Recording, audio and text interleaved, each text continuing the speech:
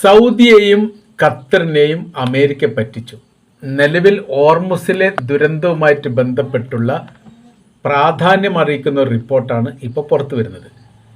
ഏറെക്കുറെ അമേരിക്ക ഇതിൻ്റെ പിന്നാമ്പുറം കളിച്ച പ്രവൃത്തി എന്തൊക്കെയാണ്, കുരുട്ട് തന്ത്രം പ്രയോഗിച്ചുകൊണ്ട് കുറുക്കൻ്റെ കൗശലത്തോടു കൂടി ഓർമുസിൻ്റെ കടലിൻ്റെ ഭാഗം പിടിച്ചെടുക്കാനുള്ള ഒരു അവസാനവട്ട ശ്രമമാണ് അമേരിക്കൻ പ്രസിഡന്റ് ഡൊണാൾഡ് ട്രംപിൻ്റെ നേതൃത്വത്തിൽ നടത്തിയത്. അതാണ് രക്തരൂഷിതമായിരിക്കുന്ന എന്നൊക്കെ പറയുന്ന പോലെ വലിയൊരു യുദ്ധത്തിൽ കലാശിച്ചത്. ഇപ്പോഴും ആ യുദ്ധത്തിൻ്റെ കെടുതിയും പ്രശ്നങ്ങളും തുടരുകയാണ്.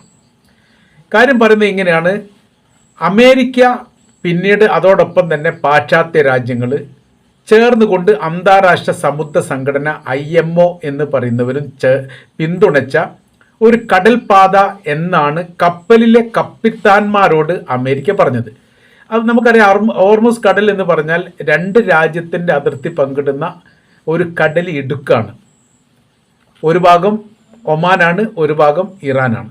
ഏറെക്കുറെ പകുതിയും പപ്പാതി എന്ന് പറയുന്ന രീതിയിൽ 90 കിലോമീറ്റർ നീളവും 30 കിലോമീറ്റർ ഏറെക്കുറെ വീതിയും. അത് ചില സ്ഥലത്ത് 15 കിലോമീറ്റർ ഉണ്ട്, ചില സ്ഥലത്ത് 30 കിലോമീറ്റർ ഉണ്ട്. അങ്ങനെയാണ് അത് പോകുന്നത്. ഈ കടൽപാതയുമായിട്ട് ബന്ധപ്പെട്ട വിഷയമാണ് അന്താരാഷ്ട്ര തലത്തിലൊക്കെ ഇപ്പോൾ പ്രാധാന്യത്തോടുകൂടി ചർച്ച ചെയ്യുന്നത്. ലോകത്താകമാനമുള്ള രാജ്യങ്ങളുടെ സാമ്പത്തിക രീതികളും പെട്രോളിയവുമായിട്ട് ബന്ധപ്പെട്ട വിഷയങ്ങളൊക്കെ ഈ ചെറിയ കടലിടുക്കുമായിട്ട് ബന്ധപ്പെട്ടതാണ് എന്നുള്ളത് നമുക്കറിയാവുന്നതാണ്. ഇപ്പോൾ അമേരിക്കയുടെ തന്ത്രം എന്ന് പറഞ്ഞാൽ, ഇറാനിൽ ഇപ്പോൾ അവരുടെ ആത്മീയ നേതാവ് ആയത്തുള്ള അലി ഖംനായുടെ മരണാനന്തര ചടങ്ങ് 4-ാം തീയതി മുതൽ 9-ാം തീയതി വരെ നടക്കുകയാണ്.